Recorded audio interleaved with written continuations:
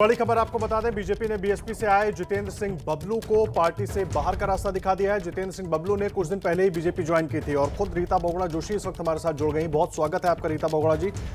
जानकारी ये मिल रही है कि जितेंद्र सिंह बबलू, जिस पर आपने भी आपत्ति जताई थी, पार्टी से उनको बाहर का रास्ता दिखा दिया गया।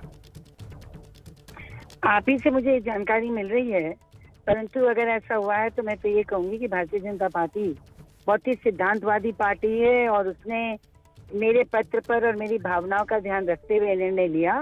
तो मैं अपने अध्यक्ष स्वतंत्र सिंह जी को बहुत बहुत धन्यवाद देती हूँ।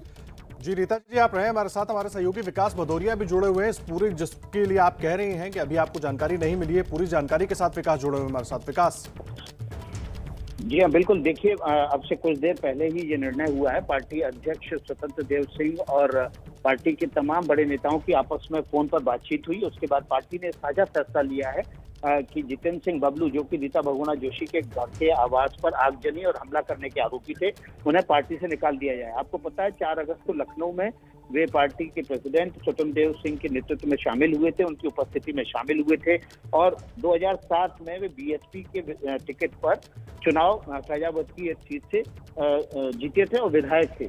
लेकिन उनका जो इतिहास था वो आपराधिक इतिहास था। जितेंद्र सिंह बबलू जब लखनऊ में 4 अगस्त को शामिल हुए, उसके बाद पार्टी में इसको लेकर, उनके आपराधिक चरित्र को लेकर काफी सवाल उठने लगे थे। इसके बाद रीता बहुगुणा जोशी ने भी एक आपत्ति जताई थी और पार्टी के राष्ट्रीय अध्यक्ष जेपी नड्डा से उन्होंने मुलाकात की थी।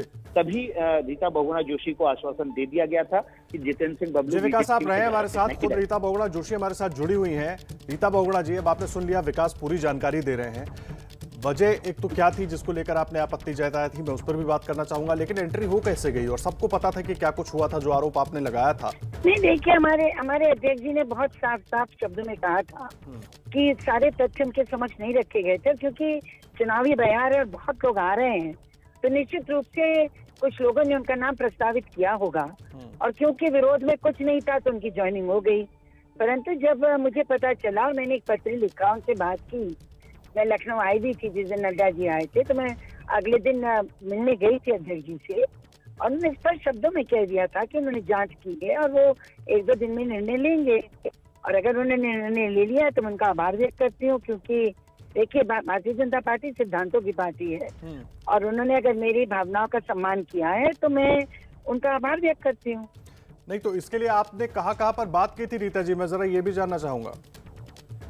बात तो मेरे घर को, आपको याद होगा 2009 में जुलाई के माह में 16-17 तारीख की रात में जिस निवास में मैं रहती थी, मेरा घर तो नहीं था, मैं तो किराए पे थी, वो हमारे पिताजी के एक बहुत स्वतंत्रता संग्राम सेनानी मित्र थे, उनका घर था। तो मैं उसी क्रांति कुमार जी मेरे भाई थे, गोविंद साहिब जी उनके पिता थे, तो उस घर में चढ़कर लोगों ने आग लगाई और उसमें आपने मीडिया ने पूरे 3-4 दिन तक उसकी रिपोर्ट्स को दिखाया और जब इंक्वायरी देखी, उस समय तो कुछ नहीं हुआ, लेकिन जब सीबीसीआईडी ने इंक्वायरी करी तो उसमें सबसे पहला नाम इनका और एक और एमएलसी थे उनका आया, तो ये लोग अरेस्ट होके बेल हुआ।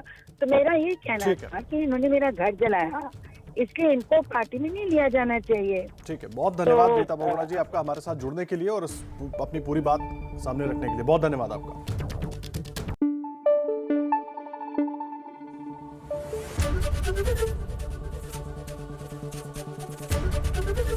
एबीपी आनंद, एगिए थाके, एगिए राखे।